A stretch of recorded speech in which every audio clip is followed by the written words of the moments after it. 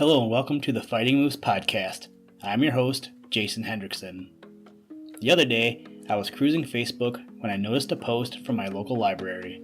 Apparently, April is National Poetry Month, so in honor of it being National Poetry Month, I found a poem.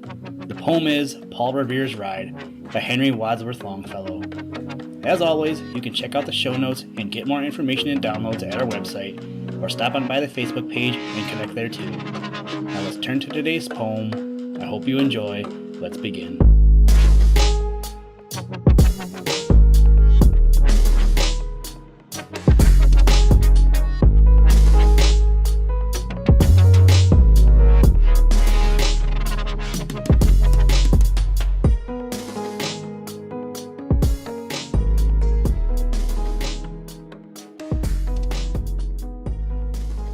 Paul Revere's Ride by Henry Wadsworth Longfellow. Listen, my children, and you shall hear of the midnight ride of Paul Revere. On the 18th of April in 75, hardly a man is now alive who remembers that famous day and year. He said to his friend, if the British march by land or sea from the town tonight, hang a lantern aloft in the belfry arch of the North Church Tower as a signal light, one if by land and two if by sea, and I on the opposite shore will be, ready to ride and spread the alarm through every Middlesex village and farm, for the country folk to be up and to arm. Then he said good night, and with muffled oar, silently rowed to the Charlestown shore.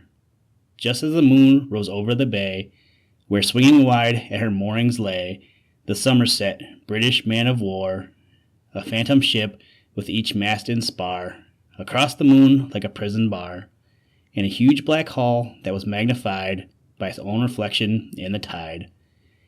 Meanwhile, his friend through alley and street wanders and watches with eager ears, till in the silence around him he hears the muster of men at the barrack door, the sound of arms and the tramp of feet, and the measured tread of the grenadiers marching down to their boats on the shore.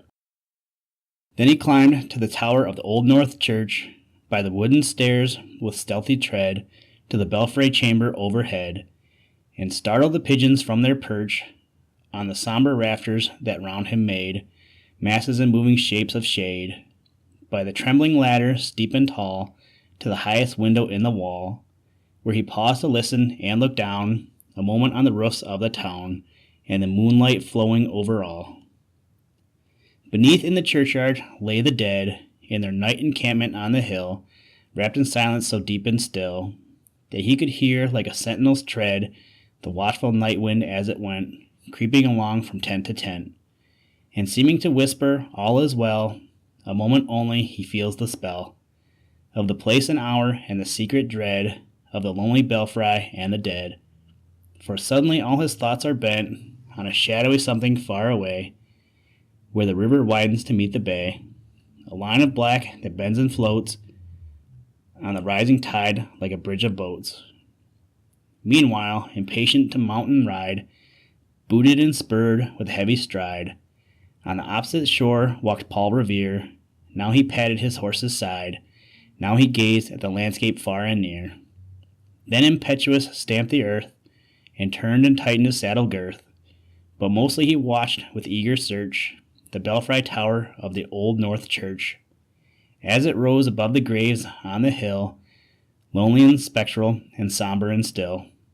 And lo, as he looks on the belfry's height, a glimmer and then a gleam of light. He springs to the saddle, the bridle he turns, but lingers and gazes till full on his sight a second lamp in the belfry burns. A hurry of hoofs in a village street, a shape in the moonlight, a bulk in the dark, and beneath from the pebbles in passing a spark. Struck out by a steed flying fearless and fleet, that was all, and yet through the gloom and the light, the fate of a nation was riding that night. And the spark struck out by that steed in his flight kindled the land into flame with his heat. He has left the village and mounted the steep, and beneath him, tranquil and broad and deep, is the mystic meeting the ocean tides, and under the alders that skirt its edge, now soft on the sand, now loud on the ledge, is heard the tramp of his steed as he rides. It was 12 by the village clock when he crossed the bridge into Medford town. He heard the crowing of the cock and the barking of the farmer's dog, and felt the damp of the river fog that rises after the sun goes down. It was 1 by the village clock when he rode into Lexington. He saw the gilded weathercock swim in the moonlight as he passed, and the meeting-house windows, blank and bare, gaze at him with a spectral glare, as if they already stood aghast at the bloody work they would look upon. It was 2 by the village clock when he came to the bridge in Concord town. He heard the bleating of the flock and the twitter of birds among the trees, and felt the breath of the morning breeze blowing over the meadows brown, and one was safe and asleep in his bed, who at the bridge would be first to fall, who that day would be lying dead, pierced by a British musket ball. You know the rest in the books you have read, how the British regulars fired and fled, how the farmers gave them ball for ball from behind each fence and farmyard wall, chasing the redcoats down the lane, then crossing the fields to emerge again, under the trees at the turn of the road, and only pausing to fire and load. So through the night rode Paul Revere, and so through the night went his cry of alarm to every Middlesex village and farm, a cry of defiance and not of fear, a voice in the darkness, a knock at the door, and a word that shall echo forevermore.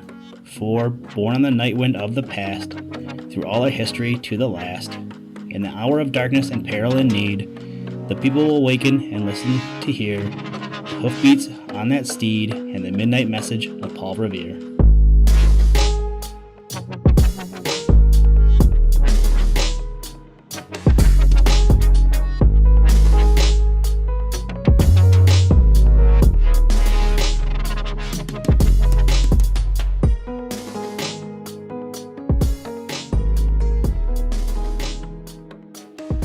Thank you for listening to this special episode in honor of National Poetry Month. Please join us next time as we continue with Robinson Crusoe and reread the story, Robinson Crusoe's First Home on the Island, written by Daniel Defoe. Today's music was provided by the artist Drake Stafford.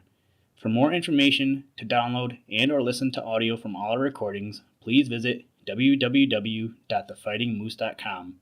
And as always, try and do a random act of kindness every day.